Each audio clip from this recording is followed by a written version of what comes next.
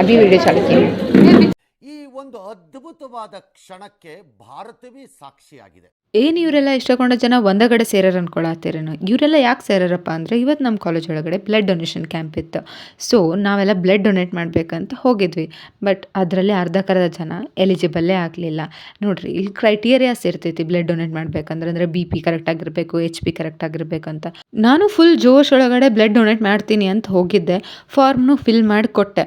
But ಕೊಟ್ಟಾದ್ಮೇಲೆ ಅವ್ರು ಹೇಳಿದ್ರು ನಿಂದು HB ಲೋ ಐತಿ, so you are not eligible ಅಂತ. ಎಷ್ಟು ಕೆಟ್ಟ ಅನ್ನಿಸ್ತು ಗೊತ್ತೇನ್ರಿ. HB ಹಿಂಗೂ ಚೆಕ್ ಮಾಡ್ತಾರಂತ ನಾ ಫಸ್ಟ್ ಟೈಮ್ ನೋಡೀನಿ. ನಿಮ್ಗೇನಾರು ಗೊತ್ತಿದ್ರೆ ಅದು ಯಾವ ಲಿಕ್ವಿಡ್ ಅಂತ ಕಮೆಂಟ್ ಮಾಡಿರಿ. your experience? It was very good. It was my dream to donate blood. Congratulations, you saved 3. क्या गुंडा बनेगा रे तू? ಎಲಿಜಿಬಲ್ ಇದ್ದವರೆಲ್ಲ ಬ್ಲಡ್ ಡೊನೇಟ್ ಮಾಡೋಕ್ಕೆ ಸ್ಟಾರ್ಟ್ ಮಾಡಿದ್ರು. ನಮ್ಮ ಕಾಲೇಜ್ ಒಳಗಡೆ ಲೆಕ್ಚರ್ಸಿಂದ ಹಿಡಿದು ಸೀನಿಯರ್ಸ್, ಜೂನಿಯರ್ಸ್, ನಮ್ಮ ಕ್ಲಾಸ್ ಅಂತಾನು ಭಾಳ ಜನನು ಬ್ಲಡ್ ಡೊನೇಟ್ ಮಾಡಿದರು. ಪ್ರೇಮಬಿಂದು ಬ್ಲಡ್ ಬ್ಯಾಂಕ್ ಅವ್ರು ಬಂದಿದ್ದರು. I request the public to donate liberally, yearly twice or thrice, whenever they put any blood bank in the country, and it is a must, I think, now. Thank you, sir.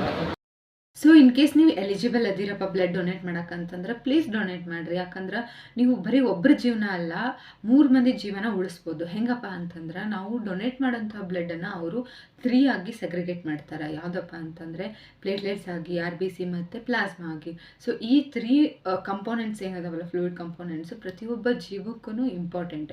So necessary ಇದ್ದಾಗ ಇವೆಲ್ಲನೂ ಭಾಳ ಬೇಕಾಗ್ತೈತಿ. Any operations conditions ಆಗಿರ್ಬೋದು, ಎಲ್ಲ accident ಆಗಿರ್ಬೋದು, ಇಲ್ಲ pregnancy time ಒಳಗೆ ಆಗಿರ್ಬೋದು, ಇವೆಲ್ಲ ಭಾಳ ನೀಡ್ ಆಗ್ತೈತಿ. ಸೊ ನೀವು ಒಂದು ಸತಿ ನೀವು ಬ್ಲಡ್ ಡೊನೇಟ್ ಮಾಡಿದ್ರಿ ಅಂದ್ರೆ ಅದು 3 ಮಂದಿಗೆ ಹೆಲ್ಪ್ ಆಗ್ಬೋದು. ಸೊ ಮಾಡಿರಿ. ಬ್ಲಡ್ ಡೊನೇಟ್ ಮಾಡೋದ್ರಿಂದ ನಿಮ್ಗೇನು ಲಾಸ್ ಇರೋಂಗಿಲ್ಲ.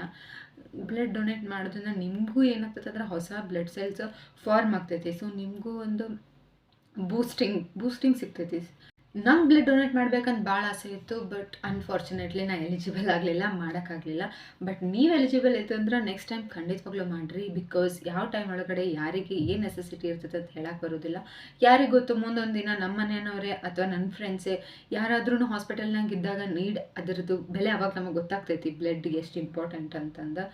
ಸೊ ಇಫ್ ಎನಿ ಚಾನ್ಸ್ ನಿಮ್ಗೊಂದು ಚಾನ್ಸ್ ಸಿಕ್ತು ಬ್ಲಡ್ ಡೊನೇಟ್ ಮಾಡೋಕ್ಕಂದ್ರೆ ಮಾಡಿರಿ. That's all. Bye bye.